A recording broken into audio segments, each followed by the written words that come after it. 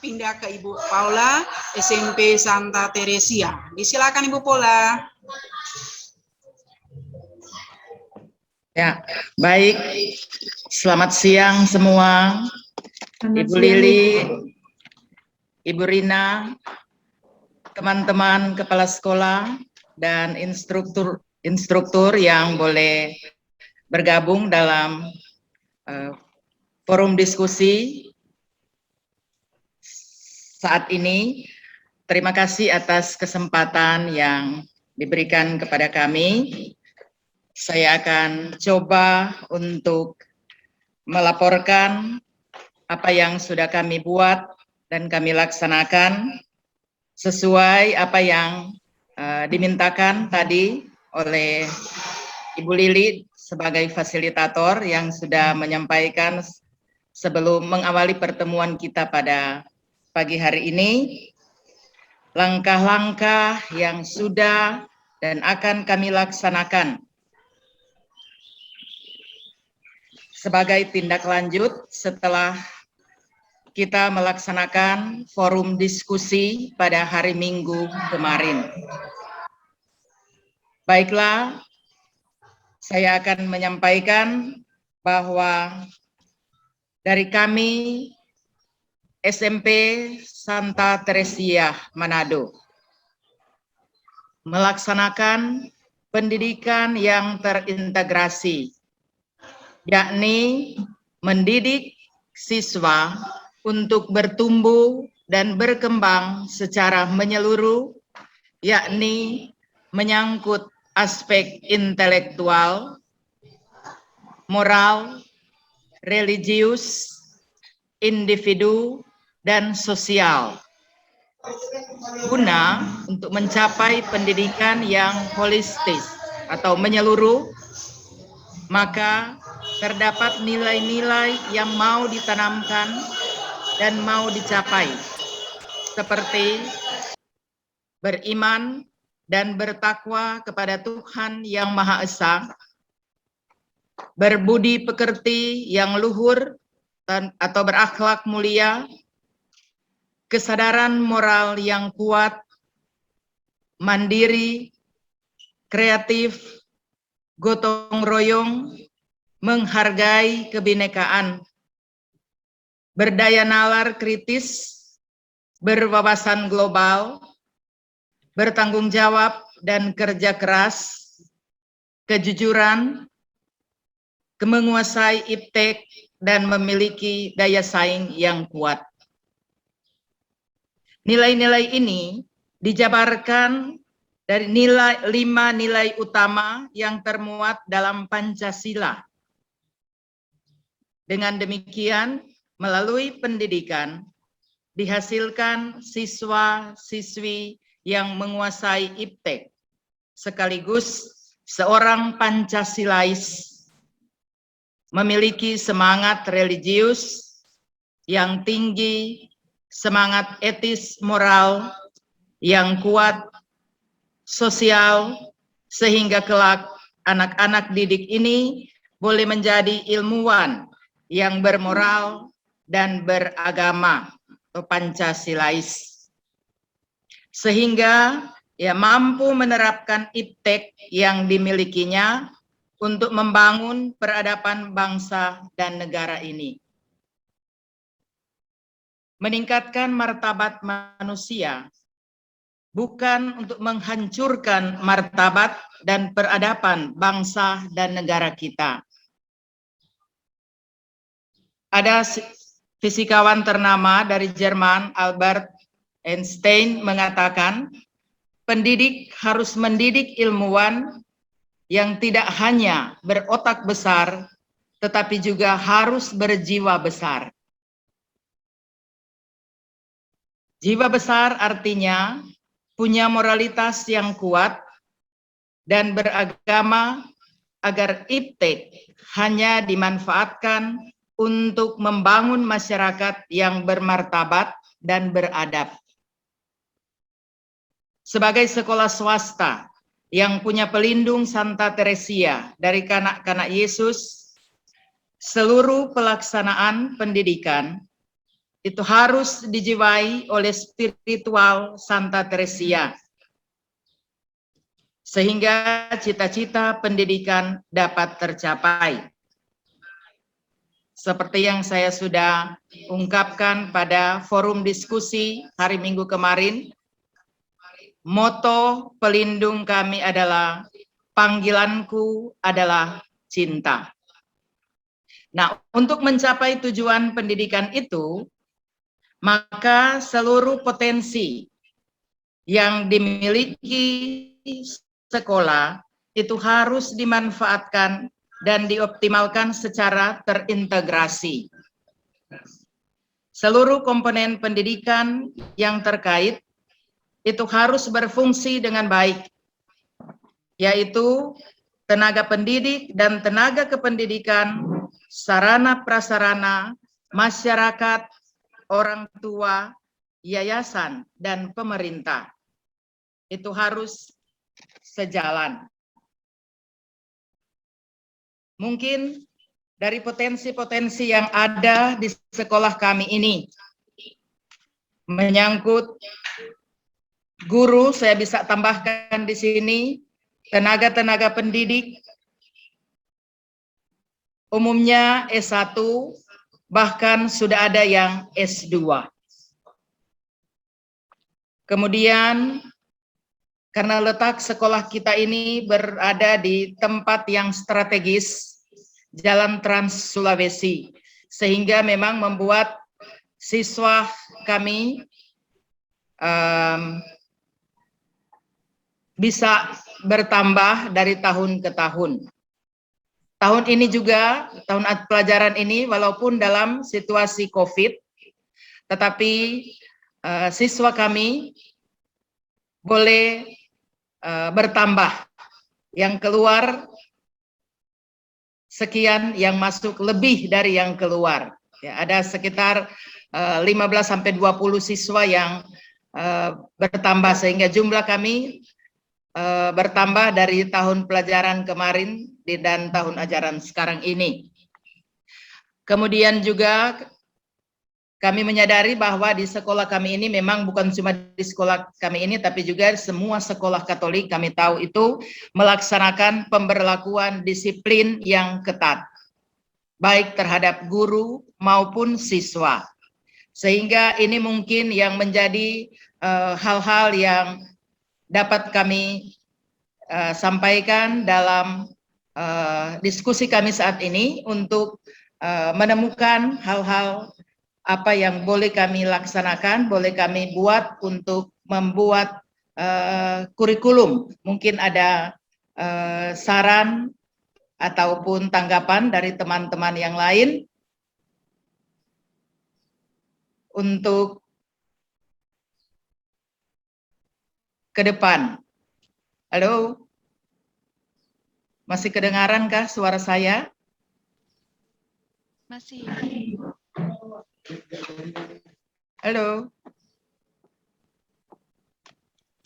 Iya, Bu Paula.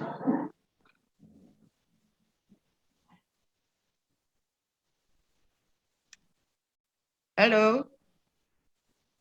Ibu Paula bisa mendengar suara saya? Masih kedengaran. Masih kedengaran. Oke, ya, baik.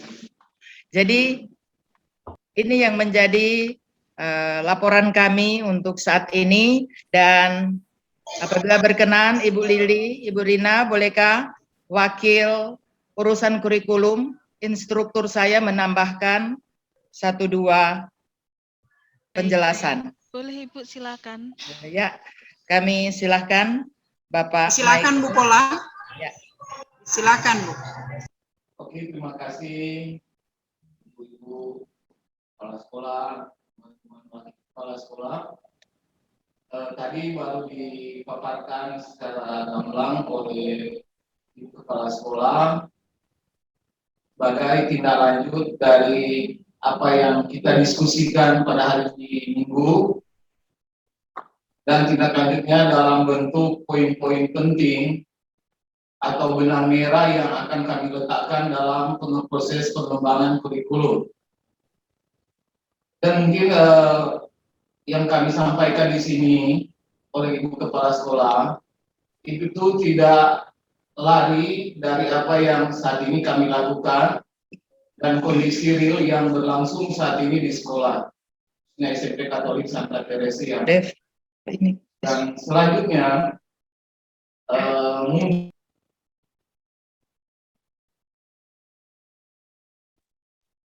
Mungkin Bapak Mikael bisa di-unmute dulu. Oke, Silakan. sorry. Oke, maaf ya. Mungkin di sini kami akan hanya menambahkan beberapa hal yang bisa nantinya memudahkan kita bersama dalam proses pengembangan kurikulum. Nah, tadi dari SMP Don Bosco sudah menyampaikan, dan saya sependapat dengan Bapak, bahwa dalam proses pengembangan kurikulum, kita harus memiliki dasar hukum. Dasar hukum ini akan menjadikan acuan bagi kita dalam mengembangkan kurikulum di sekolah. Salah satu contoh juga bagi kami ketika pandemi ini, kami coba-coba untuk mengembangkan kurikulum sesuai dengan arahan yang disampaikan oleh Dinas Pendidikan sebagai pemangku kebijakan. Oleh karena itu, dalam proses pengembangan kurikulum di saat pandemi, kami melibatkan langsung dari Ibu Korwas, bagaimana kami mengembangkan kurikulum di saat pandemi. Nah, dari pendampingan Ibu, kami menghasilkan satu perangkat pembelajaran yang berbasis penyederhanaan kurikulum. Penyederhanaan kurikulum sehingga SMP Katolik Santa Teresia saat ini memiliki dua perangkat pembelajaran, yaitu yang daring maupun online. Karena itu arahan dari dinas. Nah, oleh karena itu pada kesempatan ini saya mungkin sebelum ke tahap selanjutnya kami melaksanakan pengembangan kurikulum di sekolah kami, sebisanya mungkin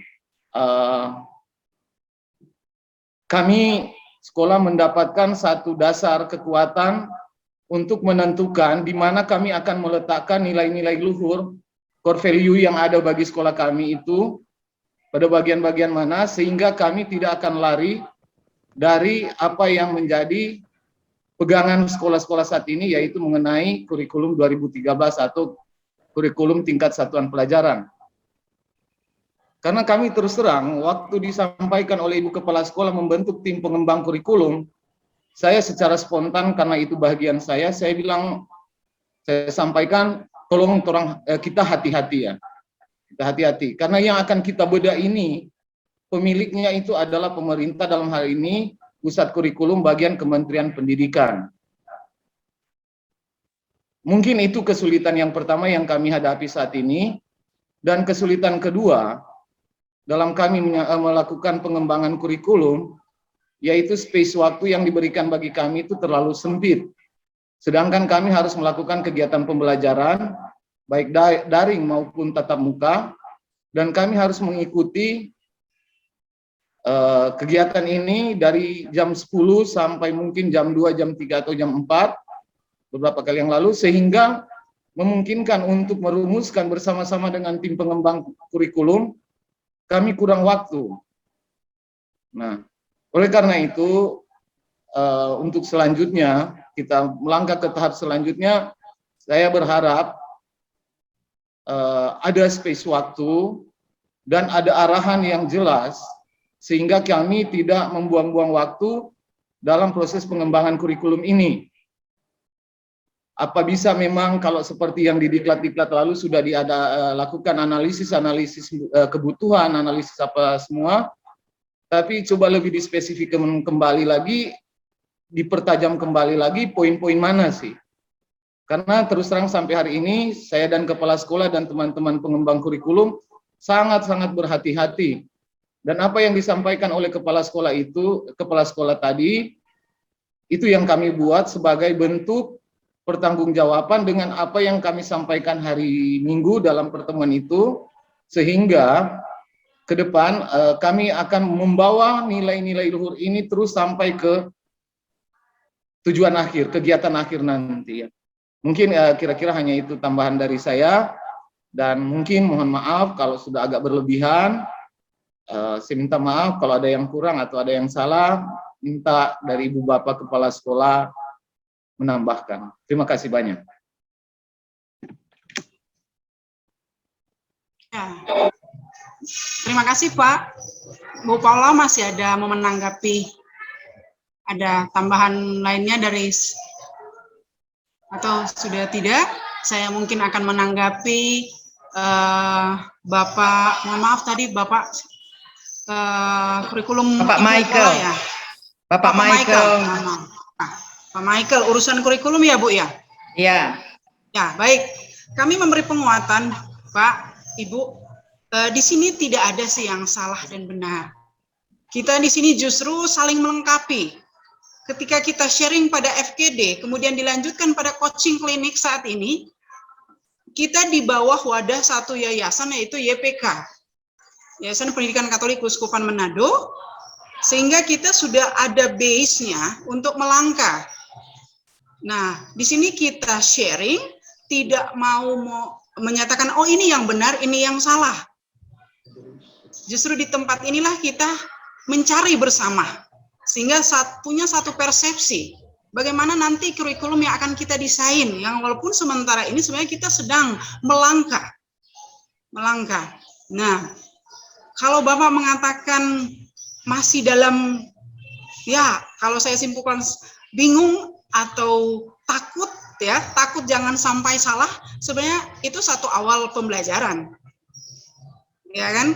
Nah, jadi kalau mungkin Bapak, saya bertanya apakah Bapak Michael mengikuti diklat kepala sekolah dan instruktur sekolah, Pak? Yang saya ikut instruktur, nanti diberi kesempatan instruktur gabung dengan kepala sekolah baru saya ikut. Tapi waktu di instruktur sebelumnya saya apakah Bapak mengikuti diklat instruktur sekolah, Pak? Ada, kalau diklat instruktur ada saya ikut. Iya. Jadi kalau Bapak mengikuti pasti materi-materi secara umum sama juga dengan kami ketika kami mengikuti sebagai fasilitator. Begitu juga kami ketika mengikuti sebagai kepala sekolah. Jadi ada materi-materi yang sama, kemudian kita melihat kembali ke dalam, kita harus membacanya. Kita harus melihat ketika kita akan mendesain kurikulum, materinya sudah ada, Pak. Jadi kita harus pelajari lebih lanjut, sehingga kita bisa menuangkan. Seperti apa yang Ibu Paula sudah tuangkan, itu sudah benar. Tinggal bagaimana kita harus wajib mendokumentasikan, membuat tulisan kajian-kajian yang ada di dalamnya. Tapi tidak mengapa, mungkin saya dibantu oleh Ibu Rina mengingatkan kembali, saya akan share screen, apa mungkin yang hal-hal yang pernah kita dapatkan ketika diklat ya. Sebagai mungkin panduan, sama juga Pak Michael, saya juga masih dalam tahapan belajar ya Pak ya. Oke, mungkin sambil Bu Lili men-share screen, saya bisa mengajak Silakan, Bu Rina Bapak bisa Ibu menambahkan untuk apa, berdoa ya. terlebih dahulu. Malaikat Tuhan sepertinya di daerah Manado sudah pukul 12 ya. ya. Kita berdoa dulu bersama-sama. Mari Iya, benar. Bapak Ibu. Dalam nama Bapa Mari kita dan berdoa. Putra dan Roh Kudus. Amin. Putra dan Roh Kudus. Amin. Maria diberi kabar oleh malaikat Tuhan bahwa ia akan mengandung mengandung dari Roh Kudus. Salam Maria, penuh rahmat, Tuhan sertamu, terpujilah engkau di antara wanita dan terpujilah buah tubuhmu Yesus. Santa Maria, doakanlah kami yang berdosa ini, sekarang dan waktu kami mati. Amin. Sekarang dan Aku waktu ini kami mati. hamba Amin. Tuhan, terjadilah Padaku menurut perkataanmu. Salam Maria, penuh rahmat, Tuhan sertamu, terpujilah engkau di antara wanita dan terpujilah buah tubuhmu Yesus. Santa Maria, Allah, doakanlah kami yang berdosa ini, sekarang dan waktu kami mati. Amin. Sabda telah menjadi daging dan tinggal Dan tinggal di antara kita. Salam Maria, penuh rahmat, Tuhan sertamu, terpujilah engkau di antara wanita dan terpujilah buah tubuhmu Yesus. Santa Maria, Bunda Allah, doakanlah kami yang lagi dosa ini sekarang dan dan waktu mati. kami Amin. mati. Amin. Doakanlah kami ya Santa Bunda Allah, supaya supaya kami kami dapat dapat mengikuti janji Kristus. Kristus. Ya Allah, karena kabar malaikat, Kami kami mengetahui bahwa mengetahui Yesus Kristus Putramu Putramu menjadi menjadi manusia. Bahwa Yesus Kristus putramu menjadi Curahkanlah manusia. rahmat-Mu ke dalam Curahkan hati rahmat-Mu ke dalam hati karena supaya karena sengsara dan salibnya kami dibawa kepada kebangkitan yang mulia. Dialah Tuhan, Dialah Tuhan Pengantara kami. Amin. Amin. Dalam Bapa nama dan Putra Bapa dan dan Roh Putra Kudus. dan Roh Kudus. Amin. Silakan bisa Terima kasih, dilanjut Bu. kembali Bu Lili. Ya, terima kasih Bu Rina sudah mengingatkan kami. Saking semangatnya kami hampir melewati jam Angelus ya Bu ya. Mohon maaf ya. Baik, Pak Michael, jadi semangat aja Pak. Sama seperti saya juga. Sama seperti saya juga, saya masih dalam proses berupaya menggali apa yang harus saya buat nanti bersama teman-teman saya di sekolah. Nah, ini bisa terbaca Pak Michael dan teman-teman? Bisa. Iya. Ini landasan ketika mungkin kita mengikuti diklat, kami bertolak juga dari ini. Ketika mau mengembangkan kurikulum tentunya ada landasan teoritis juga. Dan ada seperti Bapak bilang harus ada dasar-dasar hukum. Ya, karena memang arahnya ke depan kurikulum kita ini kan tidak seperti K13. Sudah ada format yang diturunkan oleh pemerintah. Nah, kita di sini justru agak unik dengan POP ini, Ismoyo, kita disuruh membuat satu narasi kurikulum. Tapi tentunya narasi itu ada kajian-kajian ilmiahnya. Sehingga kami diberi penguatan juga bahwa ketika kita mau mengembangkan kurikulum yang ada di sekolah kita, bertitik tolak dari K13, SKL tidak boleh diganggu-gugat. Tetap kita harus mengacu dari SKL yang ada. Baru standar isi nanti akan dilihat ke dalam apa potensi yang ada di sekolah kita. Standar isi bersama standar proses kan itu berjalannya pembelajaran nanti. Nah, di sini kan kita bisa lihat landasan pengembangan kurikulum, kita lihat dari tujuannya. Landasan filsafatnya. Kalau bicara filsafat berarti apa pendidikan itu? Siapa pendidik dan siapa siswa-siswa kita? Kepada siapa kita akan memberikan kurikulum ini? Tujuan kita kepada siapa? Itu kan kalau kita melihat landasan filosofinya. Baru kemudian bahan dan metodenya kita melihat sebagai landasan sosial dan budaya. Tadi kita sudah mengungkapkan bagaimana masyarakat di sekitar kita. Bagaimana orang tua kita, bagaimana dengan suku-suku yang ada di dalam sekolah kita, dari dinamika anak-anak kita yang bersekolah di satuan pendidik kita. Kemudian ketika melihat landasan psikologi, bagaimana karakteristik dari peserta didik dan semua ekosistem sekolah, yaitu ya tentunya pendidik dan tenaga kependidikan, para siswa, orang tua yang punya andil besar dalam tentunya proses pendidikan di sekolah kita. Kemudian tentunya kita melihat, karena bicara psikologi berarti kita melihat bagaimana perkembangan siswa kita. Baru konsep belajar yang harus kita miliki untuk mencapai visi dan misi kita yang sudah kita tuangkan nanti dalam kurikulum. Baru karena dengan adanya kemajuan teknologi, jadi landasan kurikulum juga pengembangannya ini kita harus melihat dari ilmu dan teknologi. Tentunya kalau bicara ilmu berarti teoretikalnya apa, teori konsep-konsep dan model-model pembelajaran seperti apa.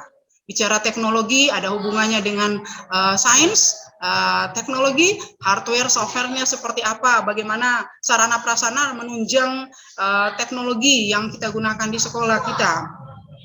Jadi Pak Michael memang kalau mau lihat bahwa perasaan Bapak ya seperti itu, kami menyatakan bahwa tidak ada Pak yang salah dan benar di sini. Kita sama-sama saling sharing, saling melengkapi, saling membuat satu persepsi yang sama sehingga tercipta kurikulum satuan pendidikan di sekolah kita masing-masing yang tentunya digali kembali dari yang nilai-nilai inti yang sudah kita bahas pada pertemuan-pertemuan sebelumnya. Mungkin itu yang bisa saya tambahkan. Ada mungkin dari Ibu Rina ya Bu ya. Ada mungkin untuk memperkuat perasaan Pak Michael dan Ibu Pola. Silakan Bu. Terima kasih Bu Lili. Selamat siang Pak Michael dan Bapak Ibu yang lain. Selamat siang. Baik, saya yakin semuanya sama Bapak kebingungannya. Apalagi kalau kita sudah dihadapkan pada yang namanya tadi ya, perubahan kurikulum. Saya yakin semua sekolah akan bingung. Nah, mungkin di sini bisa saya sampaikan kembali bahwa apa yang dilakukan oleh POP ini kan memang program baru dari Pak Menteri kita, bersamaan dengan ada sekolah penggerak dan juga guru penggerak. Sebenarnya sama Bapak, hanya kita di sini dalam suatu ormas yang sama, POP Ismaya, konsorsium Ismaya. Kemudian di sini pemerintah memang ingin mencari model pembelajaran yang dikembangkan oleh ormas-ormas, mana yang terbaik untuk nantinya bisa diadaptasi oleh pemerintah. Nah, itu yang sedang kita usahakan bersama di sini. Apa yang kita lakukan adalah mengembangkan kurikulum sesuai dengan unit sekolah kita masing-masing. Kalau seperti yang selama ini kita tahu untuk kurikulum itu kan formatnya selalu dari pusat ya Bapak. Selalu kita pasti akan mencari ke sekolah-sekolah lain, mana yang punya format yang sudah disetujui dari pusat, seperti apa formatnya. Nah, di sini kita tidak membuat seperti itu atau tidak mencari format yang baku, tetapi kita membuat format kita masing-masing.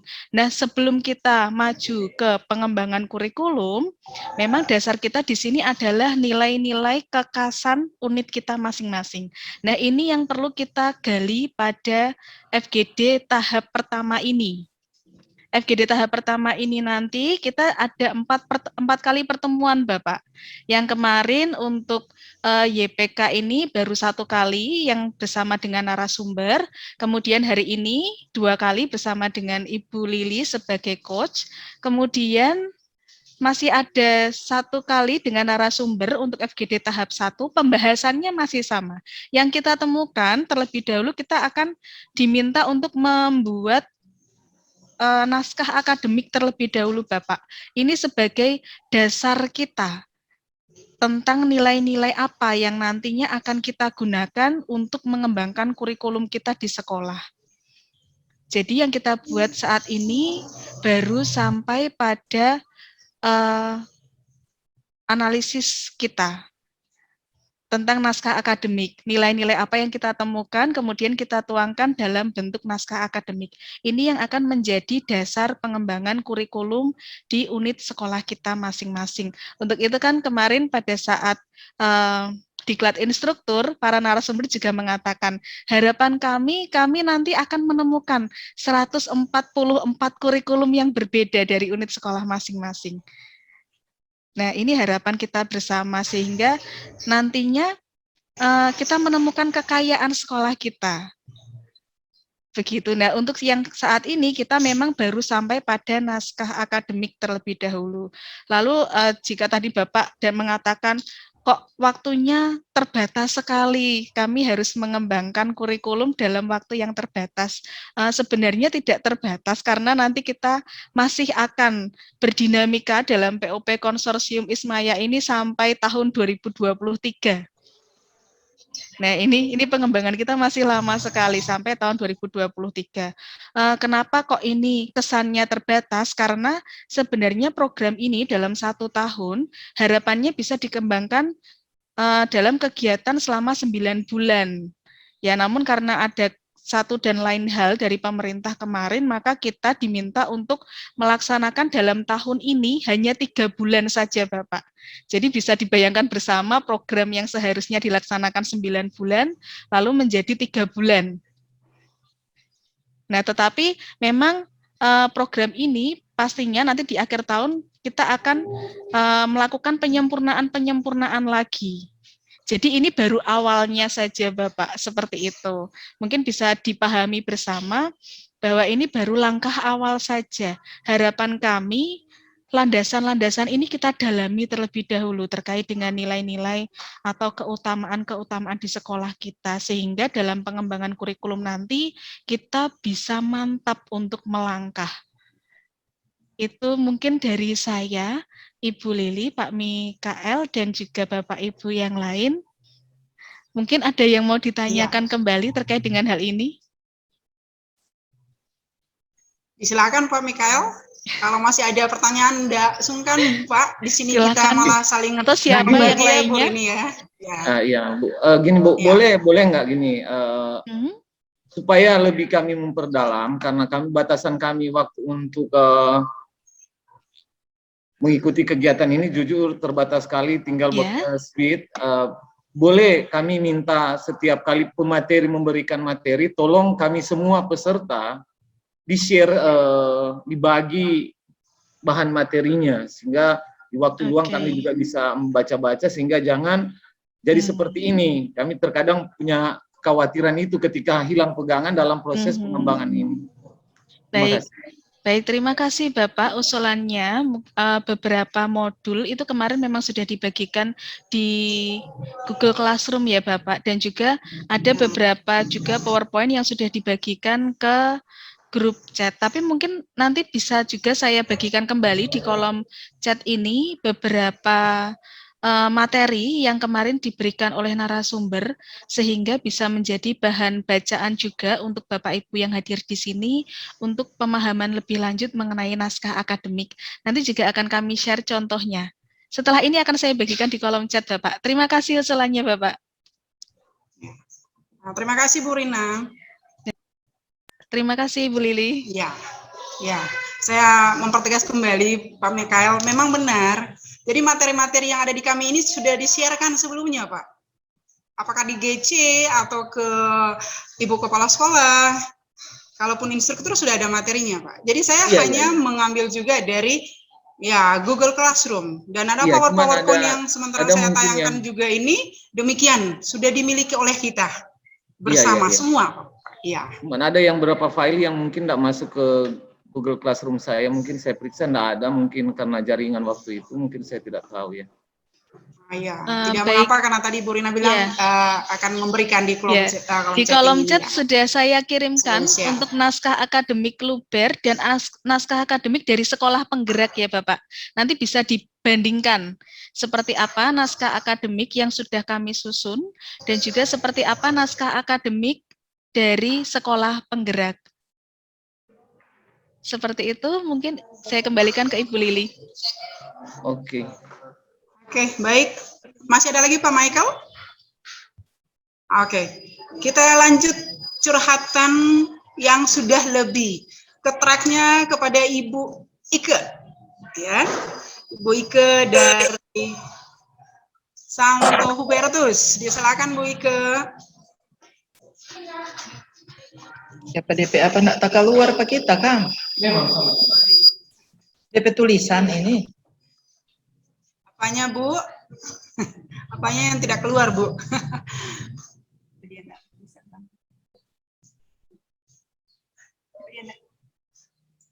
Mohon maaf ya, saya close dulu.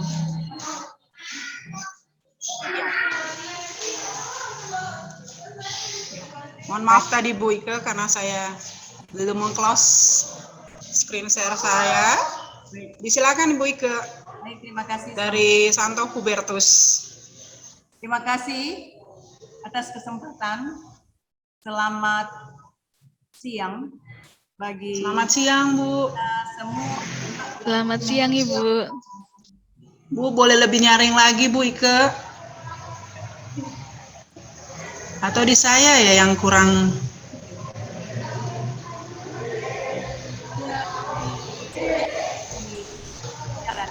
Suaranya tidak terdengar, Bu. Ya, Ibu Ike kasih lebih kuat lagi. Kuat ini. Ya. Ikat katanya di mic. Sudah.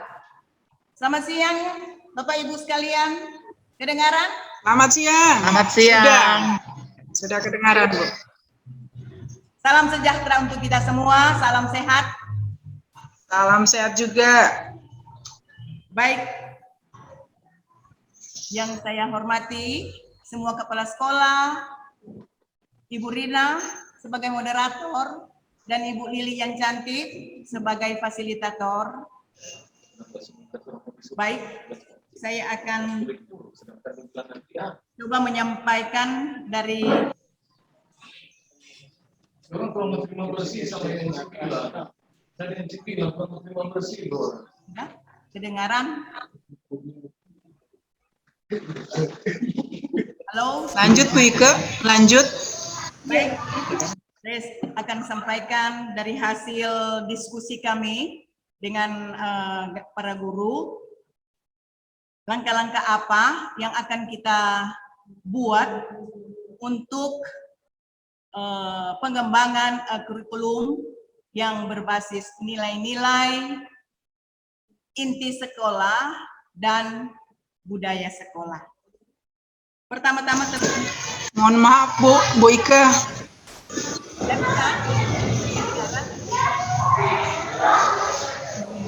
soalnya di sini jadi memang akses internet agak kurang, jadi memang saya sudah berteriak ini. Ya, iya. Iya. Jadi langkah-langkah yang sudah dibuat ya Bu Ike ya. Lanjut Bu. Jadi pertama tentunya setiap guru harus punya satu program. Program apa yang akan dilaksanakan dalam waktu jangka pendek dan jangka menengah. Itu yang sudah disampaikan, tentu tidak terlepas dari nilai-nilai inti sekolah dan budaya sekolah. Juga dengan pendidikan Pancasila. Dari hasil pembicaraan kita, ya, tentu kita harus mengacu pada visi. Visi yaitu bagaimana kita harus membentuk anak didik menjadi manusia seutuhnya seperti Kristus. Kalau tanda seutuhnya seperti Kristus, memang dalam implementasinya itu kita semua paling tidak mungkin seperfect Kristus, tetapi ada langkah-langkah yang harus kita buat supaya anak-anak kita boleh seperti itu beriman. Dengan cara apa? Mereka sudah buat satu program, apa yang akan mereka buat sesuai dengan keutamaan dari pelindung kita, yaitu Santo Hubertus. Jadi di situ mereka sudah buat satu program yang akan dilaksanakan, yaitu program rekoleksi atau merefleksi diri setiap anak ketika selesai dalam kegiatan belajar. Jadi mereka harus menulis apa yang mereka alami di dalam kegiatan belajar mereka. Itu yang menjadi satu program. Kemudian untuk menjadi tujuan dari sekolah kami, yaitu setiap anak harus ada perubahan baik pun sikap, karakter, nalar yang kritis dan kreatif. Karena di sini kami sudah ada punya satu rumusan dari visi, yaitu sekolah akan menumbuhkan penghayatan dan pengamalan ajaran agama Katolik sehingga siswa menyadari bahwa sebagai manusia ciptaan Tuhan yang bertakwa, beriman, dan harus berbuat kebajikan, yaitu dengan berdoa mensyukuri apa yang menjadi satu ajaran sebagai umat Kristiani. Kemudian di dalam prosesnya bagaimana siswa itu bisa terbentuk dengan melaksanakan tentunya kegiatan-kegiatan agama. Itu baik mereka harus melihat situasi atau lingkungan di sekolah, mereka pergi mengikuti kegiatan perayaan agama, hari-hari besar agama. Kalau di sekitar kami ada Muslim dan ada Protestan, dan kalau dalam perayaan Paskah itu biasanya ada seluruh agama itu ada di situ, dan SMP kami itu ikut serta, terutama dalam pawai mereka mengundang drum band dari kami untuk bisa menyatu dengan mereka. Jadi di situ ditanamkan bagaimana mereka mengintegrasikan berkebinekaan global. Jadi itu ditanamkan di situ. Kemudian dalam melaksanakan pembelajaran di sekolah harus dengan pembimbingan secara efektif dan efisien sehingga setiap siswa dapat berkembang secara optimal sesuai dengan potensi yang mereka miliki. Jadi dalam kegiatan, dalam kehidupan nyata dari anak-anak kita, ya, kalau melihat latar pendidikan dari keluarga mereka, yaitu cuma hanya tamat SD, jadi mereka kebanyakan tidak peduli dengan pendidikan.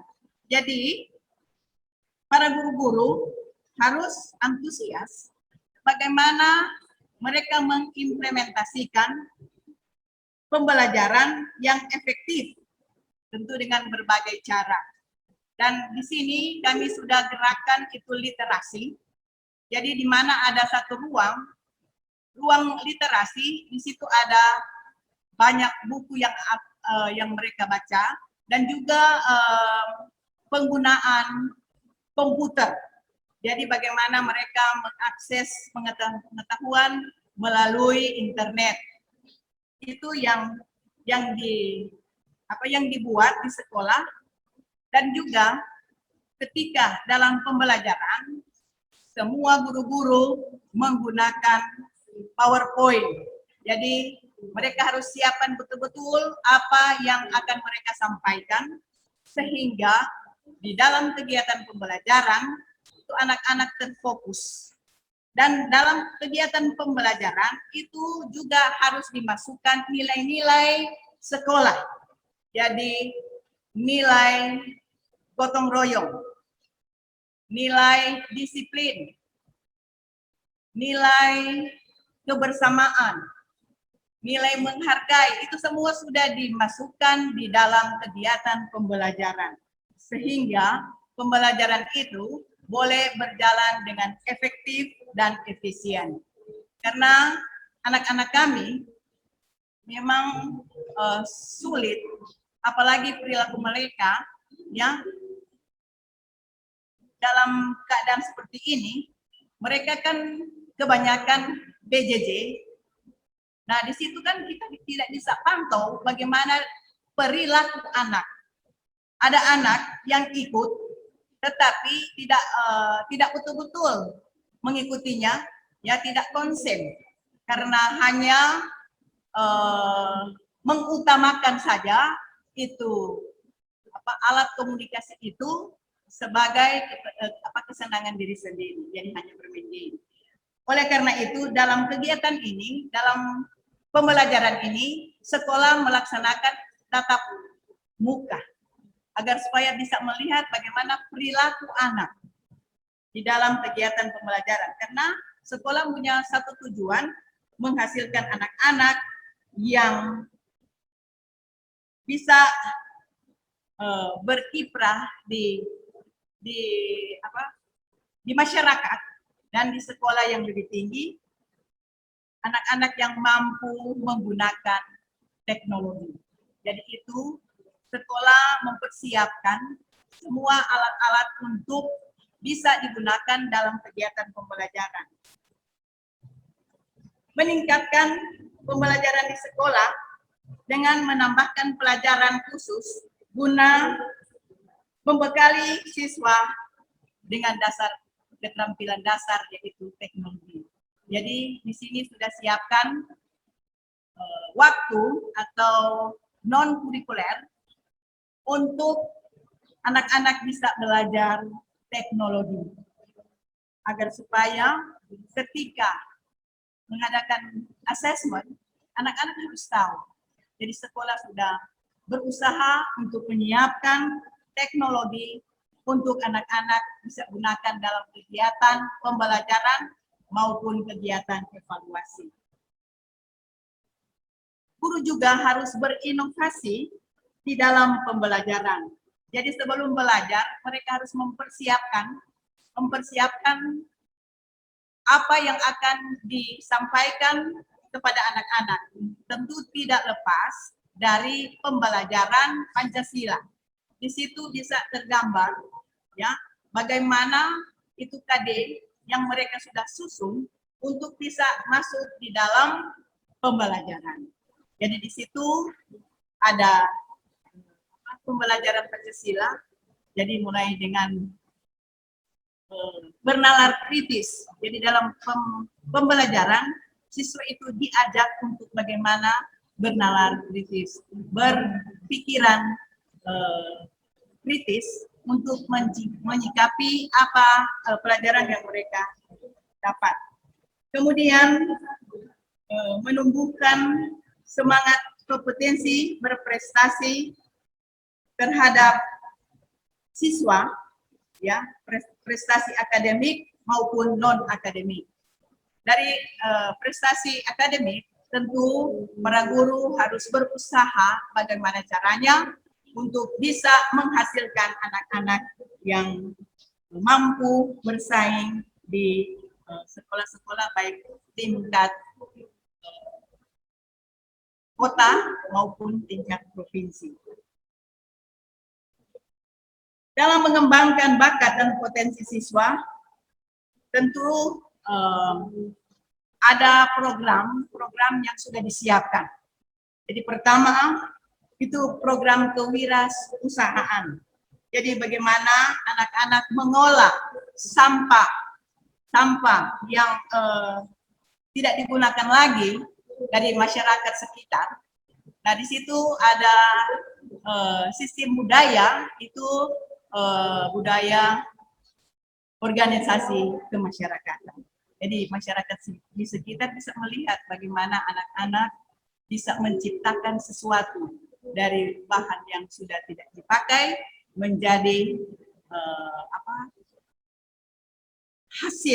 hasil karya dan bisa menghasilkan uang. Itu yang sudah dipersiapkan oleh para guru sehingga ketika anak-anak tamat dari sekolah itu mereka sudah bisa menghasilkan sesuatu. Dan untuk memasukkan itu program literasi itu memang agak sulit karena pembiasaan anak-anak untuk membaca atau mau mencari pengetahuan lewat membaca atau pengetahuan lewat teknologi itu menjadi satu tantangan bagi sekolah kami karena pertama itu anak-anak yang ekonomi lemah itu tidak ada alat komunikasi, itu laptop atau HP yang bisa dijadikan sumber belajar. Jadi mereka hanya menjadikan sumber belajar itu sekolah kami. Jadi semua kegiatan belajar apapun melalui sekolah. Jadi sampai ada waktu sampai jam 5 sore itu anak-anak diberikan pembekalan bagaimana berliterasi dan bagaimana menggunakan alat-alat teknologi. Memang itulah salah satu keunggulan dari sekolah kami, bisa menghasilkan anak-anak yang menguasai itu. Kemudian dari hasil pembicaraan kami untuk mendesain kurikulum,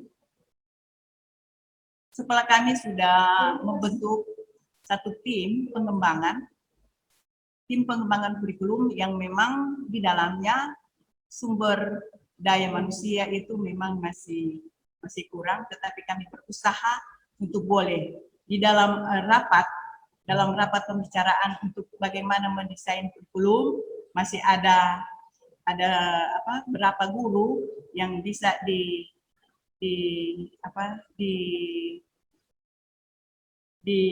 digunakan, atau ada guru yang bisa difasilitasi untuk menyusun kurikulum dan tentu tidak lepas dari pemerintah, dari pengawas yang memang kali lalu mereka sudah datang bagaimana mensosialisasikan penyusunan kurikulum, tetapi itu kurikulum pemerintah. Dan sekarang untuk dalam kita mengikuti program organisasi penggerak, jadi itu kurikulum yang kita akan buat yaitu kurikulum berbasis nilai-nilai inti sekolah dan budaya sekolah. Nah, kalau kita mau masukkan itu budaya-budaya sekolah di dalam kegiatan, di dalam nilai-nilai moral Pancasila, memang itu sangat-sangat efektif melalui bagaimana kita mengaktualisasikan nilai-nilai Pancasila di dalam melalui budaya sekolah. Pertama, karena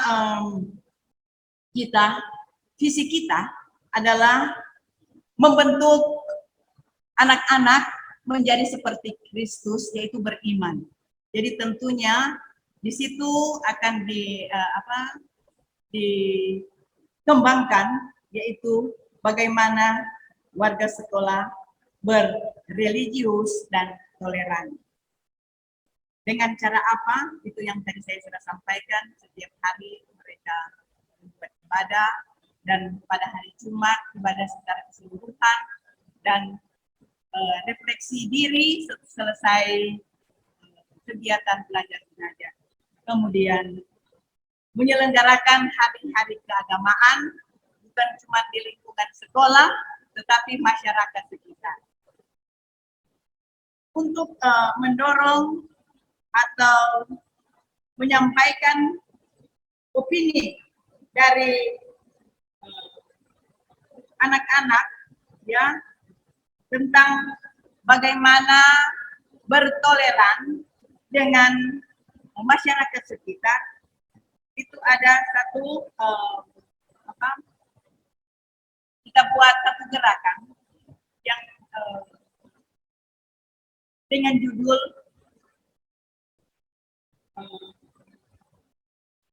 setiap anak membudayakan anti bully, karena kalau mereka tidak toleran, biasa mereka membuli teman-teman,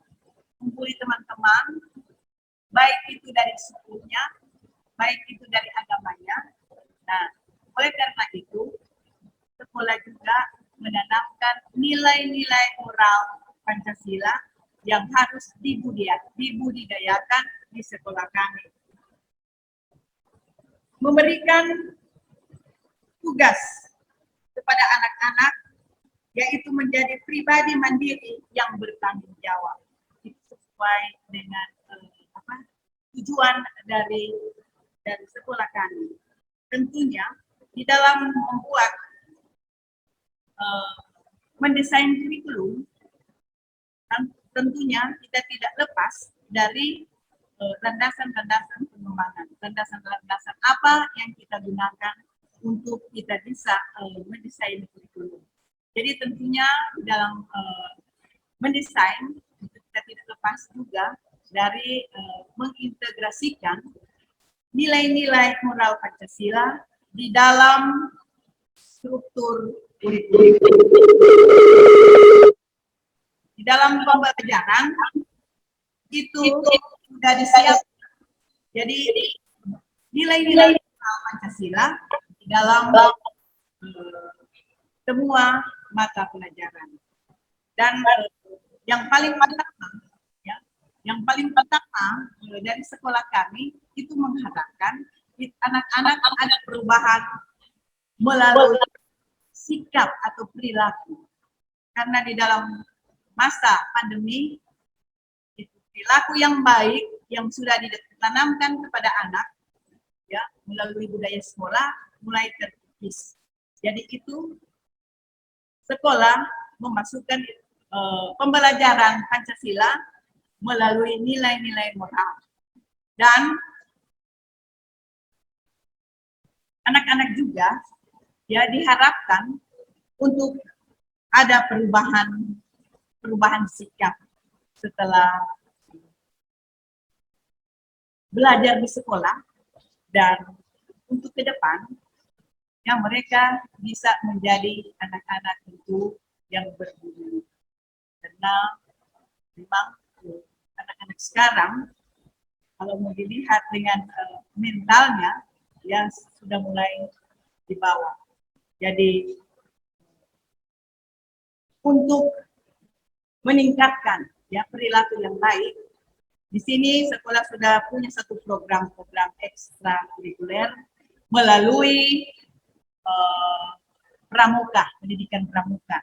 Dan biasa itu pramuka itu dilaksanakan ketika ada penerimaan peserta didik baru melalui pengenalan lingkungan sekolah.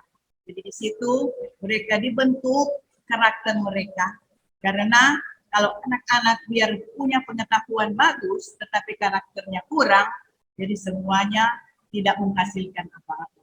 Jadi itu yang menjadi satu program yang akan dibuat sesuai dengan kondisi atau minat bakat yang ada di dalam anak-anak kami. Jadi melihat dari kondisi anak atau bakat apa yang akan dikembangkan, kondisi keluarga, masyarakat, dan juga kondisi sekolah. Jadi itu sama-sama akan diintegrasikan di dalam proses pembelajaran, proses standar isi. Jadi standar proses, standar isi, dan tentunya akan terpampang dalam standar penilaian. Apakah mereka betul-betul memahami dengan proses pembelajaran, itu bisa dilihat di dalam evaluasi atau standar penilaian. Dan memang sekolah kami kalau dalam pemetaan mungkin tidak termasuk di ranking atas, tetapi masuk ya menengah-menengah saja. Karena kita lihat dari standar tenaga pendidik dan kependidikan memang agak minim, ya masih kurang.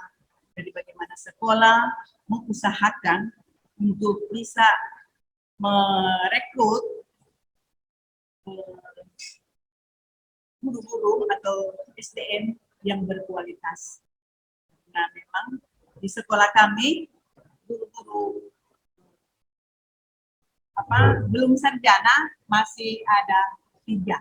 Jadi dari 9 ya, jadi hanya 6 termasuk dengan kepala sekolah. Jadi bagaimana untuk meningkatkan itu standar tenaga pendidikan, karena itu standar tenaga pendidikan dan pendidik itu berpengaruh juga di dalam penilaian akreditasi. Dan untuk itu, jadi sekolah mengusahakan bagaimana caranya, tentu dengan buat satu program untuk bisa mendapatkan finansial atau keuangan yang bisa mensejahterakan guru-guru. Karena mengapa itu guru-guru tukar ganti setiap tahun, karena mereka merasa kesejahteraan yang ada pada mereka masih kurang. Jadi itu usaha dari sekolah untuk bagaimana meningkatkan SDM yang ada di sekolah. Nah, untuk itu kami sekolah berusaha semaksimal mungkin untuk bisa mencapai satu tujuan yang menjadi tolak ukur bagi sekolah kami. Jadi dari tujuan yang kita harapkan tentunya harus berproses, dan itu proses itu yang sementara kita jalankan. Semoga apa yang diharapkan, apa yang kami cita-citakan, apa yang kami impikan itu bisa diwujud nyatakan di dalam pengembangan kurikulumnya, dan juga di dalam masyarakat, di dalam dunia pendidikan. Jadi kami punya satu rencana bagaimana itu mendesain kurikulum yang memasukkan nilai-nilai inti sekolah, budaya, dan pendidikan karakter yang mengaktualisasikan dengan nilai-nilai moral Pancasila. Karena dalam kurikulum, ya. Cuma tahu, Jem. Mana? Ah, ada lagi di dos-dos. Berapa keman? Jadi dalam mendesain kurikulum, kita akan mengangkat, ya, mengangkat bagaimana kita bisa kritis, bisa berkarakter baik, dan tentunya kita akan mensukseskan program LUBER, literasi unggul dan berkarakter. Itu dulu penyampaian saya, dan dalam mendesain kurikulum itu kami sudah punya draft yang memang sederhana, yang tidak lepas juga dari kurikulum yang sudah kita jalankan, yaitu kurikulum dari pemerintah, dan kita hanya menambahkan nilai-nilai inti dan budaya sekolah yang sudah disiapkan oleh para guru dan juga kepala sekolah. Jadi memang desain kurikulum itu memang belum jelas. Jadi nanti diperjelas selesai kita mengikuti ini forum diskusi. Jadi saya mohon atau minta masukan-masukan lagi dari fasilitator yang memang masih muda tetapi berkreatif, ya, yang minta masukan-masukan dari Ibu Lili dan mungkin teman-teman yang ada, karena memang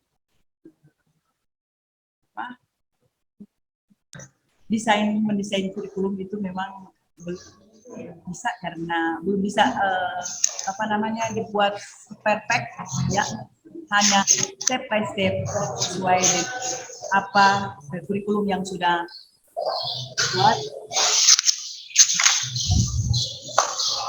Oke, silakan menanggapi apa yang sudah saya sampaikan. Iya, terima kasih Bu Ike. Tapi mohon maaf sekali ya, karena semakin kesininya Bu, suaranya semakin hilang. Mungkin ini gangguan internet ya, tapi saya berupaya. Saya berupaya mendengar, menyimak apa yang sudah disampaikan Ibu. Sedemikian luas yang sudah Ibu sampaikan, tapi mungkin kami mengingatkan, apakah yang sudah Ibu utarakan bersama teman-teman, apakah itu didokumentasikan semua Bu?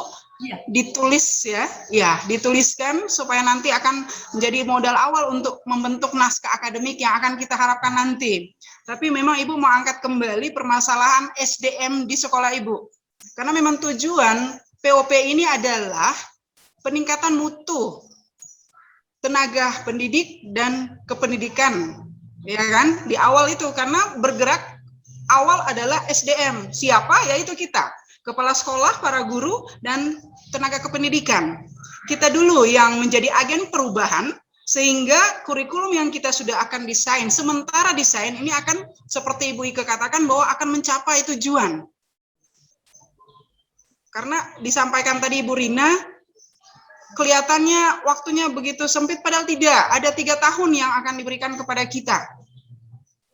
Memang disiapkan di awal ini, pada FGD 1, coaching klinik, ide-ide yang sudah kita tuangkan lalu di FGD, saat ini kita bahas kembali untuk mencari satu persepsi yang sama, karena kita di bawah naungan yayasan yang sama.